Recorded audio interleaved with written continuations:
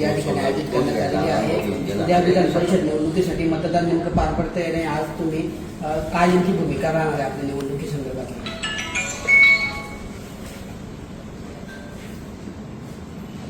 अनुभव काय सांगणार? आज अचानक पत्रकार परिषद याच्यासाठी घेतली की काल मला आदरणीय बच्चू कडू साहेबांचा फोन आला होता आणि आदरणीय आमचे नेते शिंदे साहेबांचाही फोन आला होता आणि आप्पासाहेब तर माझे जुने मित्रच आहे। आप्पासाहेब, चंद्रकांत पाटील, आमदार साहेब सर्व मित्र आहेत, यांचे सुद्धा फोन झाले आणि यांनी सांगितलं की बाबा तुम्ही पाठिंबा द्या, म्हणजे कसं होईल की एक मैत्रीचं नातं जपलं जाईल। कारण नंदू भाऊ आमच्या सर्वांचे कॉमन मित्र आहेत, तेही आमचे मित्र आहेत। तर असं ठरलं की यांनी सांगितलं की बाबा तुम्ही पाठिंबा द्या, पण मी आप्पासाहेबांना शब्द दिला की मी पाठिंबा तर नाही देत, कारण पण मी थांबून जातो। कारण तुम्हाला सर्वांना माहीत असेल की आजची रात्र किती महत्वाची असेल या इलेक्शनसाठी, आणि आज रात्री जरी मी थांबलो तरी उद्या नंदू महाजन यांचा मार्ग पूर्ण मोकळा होतो। तर आप्पांच्या म्हणण्यावरती बच्चू भाऊ असतील, ते आमचे नेते आहेत, आदरणीय शिंदे साहेबांचाही फोन आला, यांचा सर्वांचा एक मैत्रीचं नातं माझ्यासोबत जुडलेलं आहे। मी यांच्याशी अशी जिद नाही करू शकत की नाही असं तसं, पण माझी मेहनतही खूप होती, मी खूप राबलोही, कामही केलं आणि मला विश्वासही होता, पण एक कुठंतरी मित्रांच्या शब्दाच्या बाहेरही जाता येत नाही। आणि नंदू भाऊंच्या माझ्या जवळपास सर्व कॉमन मित्रच आहेत, म्हणजे सोबतचे मित्र आहेत आम्ही। एक माझा मित्र होता, त्याने सांगितलं की साईबाबाचे दर्शन घ्यायला गेलो आणि एका भावाला तिकीट मागितलं तर 2 भावांना तिकीट भेटलं, असं म्हणजे 2 भाऊ उभे राहिले। पण सर्वांची भावना बघून आणि आदरणीय आप्पासाहेब असतील, आदरणीय शिंदे साहेब असतील, आदरणीय बच्चू भाऊ असतील, यांचा सर्वांचा मान ठेवून मी थांबतो इथंच। माझी ऍक्टिव्हिटीज इथून बंद होऊन जाईल, कारण आज रात्रीचं जो प्लॅनिंग वगैरे ठरलेलं होतं ते सर्व रद्द करून मी थांबणार आहे आणि आता स्टॉप होईल माझं।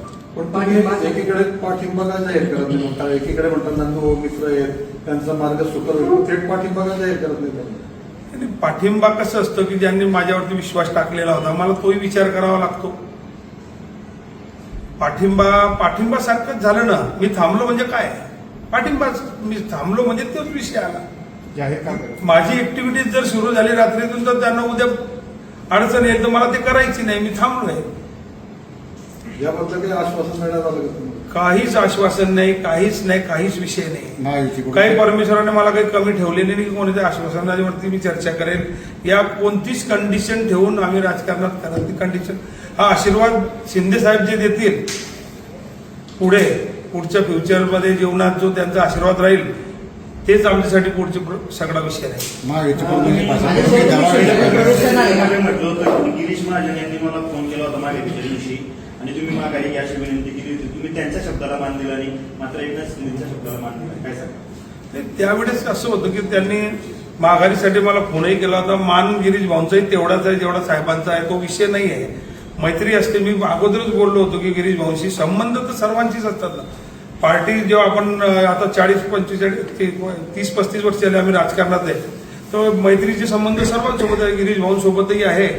आता शिंदे साहेबांचा आशीर्वादाची मला गरज आहे, कारण मी प्रवेश करणारच होतो, आप्पा साहेबांना माहिती आहे प्रवेश माझा 21 तारखेला होताच। मग आता शिंदे साहेबांचा फोन आल्यानंतर काय विषय उरतो आमचा? त्यांचा आशीर्वाद भेटल्यानंतर त्यांचा आशीर्वाद म्हणजे सर्व काही आमच्यासाठी। प्रवेश तर शिंदे साहेब जेव्हा आप्पासाहेब ठरवतील तेव्हा प्रवेश होईल। आणि मग ज्यावेळेस ही निवडणूक जाहीर झाली, ठाकरे गटाकडून शरद तायडेंना उमेदवारी देण्यात आली, पण राजकीय जाणकारांचा असा अंदाज होता की ही लढाई नंदकिशोर महाजन वर्सेस अनिल चौधरी अशीच होईल, कारण ट्विस्ट आलेला होता मोठा। आणि आता ऐन एक दिवस मतदानाला उरलेला असताना एवढा मोठा जर ट्विस्ट या निवडणुकीमध्ये निर्माण झाला असेल तर कुठेतरी तुमच्यावर दबाव होता का? नाही, दबावाचा तर विषयच नाही आहे। मैत्रीचा विषय असतो. मैत्रीमध्ये दबाव वगैरे असं काही नसतो. जेव्हा मित्र 4 असतात आणि या जे माझे मित्र आहेत यांनी सर्वांनी मैत्रीचा आजची वेळ नंदू भाऊंच्या पारड्यामध्ये टाकली आणि त्यांनी सांगितलं की यावेळेस आपण नंदू भाऊला मदत करू आणि पुढच्या वेळेसही जर का वेळ आली तर तुम्हाला वेळ आहे अजून, यावेळेस नंदू भाऊंसाठी तुम्ही थांबून जा. आणि मी थांबलो. पण एक ज्यावेळेस तुम्ही उमेदवारी दाखल केली होती तुमच्या वक्तव्याची देखील चर्चा होती की भुसावळचे चौधरी बंधू जे आहेत ते लढाऊयात, एकदा पुढे पाऊल टाकल्यानंतर मागे घेत नाही आणि परत हा ट्विस्ट आलेला मोठा. लढाऊ आहेच ना, लढतोच आहे ना. आम्ही 35-40 वर्षापासून संघर्ष करतोय. आम्ही जेल काय भोगलाय, आम्हाला त्रास काय झाला सर्व बघितलं आम्ही या 35-40 वर्षात. पण कुठं कुठं विषय असा असतो की कुठं थांबावं लागतं, आता कुठं तह करावं लागतं असं असतं. तर तसा प्रकार आहे की आम्ही थांबलोय. आणि मी यात याची दुसरी बाजू काय आहे ती जरा खुलून सांगा ना. काय नाही, शिंदे साहेबांचा आशीर्वाद आहे. दुसरी बाजू कशा पद्धतीचा? कशा पद्धतीचा? मोठ्यांचा आशीर्वाद काही पद्धत थोडी असते. त्याच्या डोक्यावर हात ठेवला म्हणजे झालं आमचं. शिंदे साहेबांनी मागच्या काळात गिरीश भाऊंनी देखील हात ठेवला होता, मात्र उमेदवारी देखील नाकारली होती. आता यावेळेस काही आश्वासनं दिलीत का? गिरीश भाऊने हात ठेवलाच नाही माझ्या डोक्यावरती. गिरीश भाऊ नुसतं असं दाखवला की अरे काळजी नको करू बस, पण हात ठेवलेला नाही. पण मग हीच वेळ होती गिरीश भाऊंना दाखवून देण्याची. नाही, गिरीश भाऊला मी दाखवून देऊ शकत नाही. ते माझे मोठे भाऊ आहेत.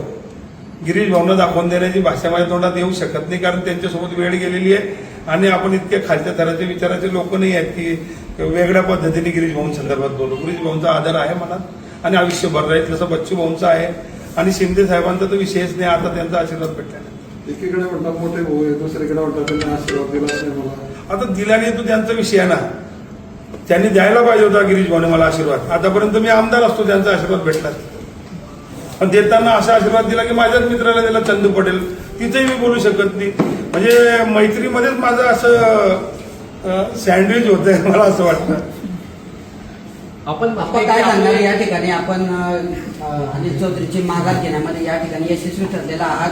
आपल्या दोघांच्या मैत्रीचा यामुळे ही माघार होत असल्याचं सांगितलं जात आहे. नेत्यांकडे देखील आपण या संदर्भात माहिती दिलेली आहे.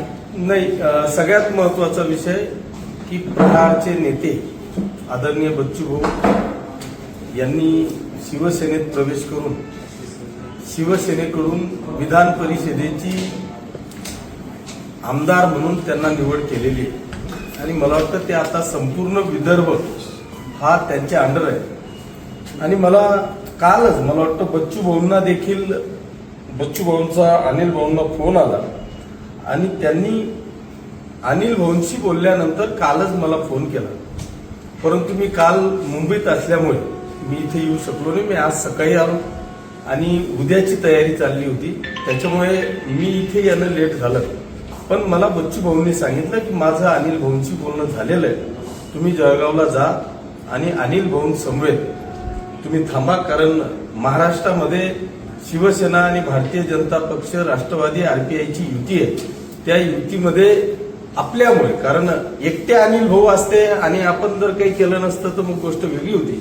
पण ते आता प्रहारचे सदस्य आहेत आणि प्रहारचे सदस्य असल्यामुळे त्यांचा देखील शिवसेनेत प्रवेश होणार आहे. त्याच्यामुळे उद्या असं ट्विस्ट होऊ नये याच्याकरता तुम्ही स्वतः जाऊन अनिल भाऊंची माघार किंवा त्यांना आपण थांबवलं पाहिजे. एक चांगला संदेश महाराष्ट्रामध्ये गेला पाहिजे या उद्देशाने मी आदरणीय बच्चू भाऊ कडू यांच्या आदेशाने आज या ठिकाणी येऊन अनिल भाऊंना विनंती केली की आपण थांबलं पाहिजे.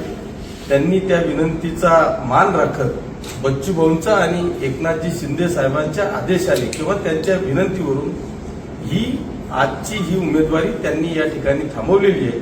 मी त्यांचं मनापासून अभिनंदन करतो. ठीक आहे.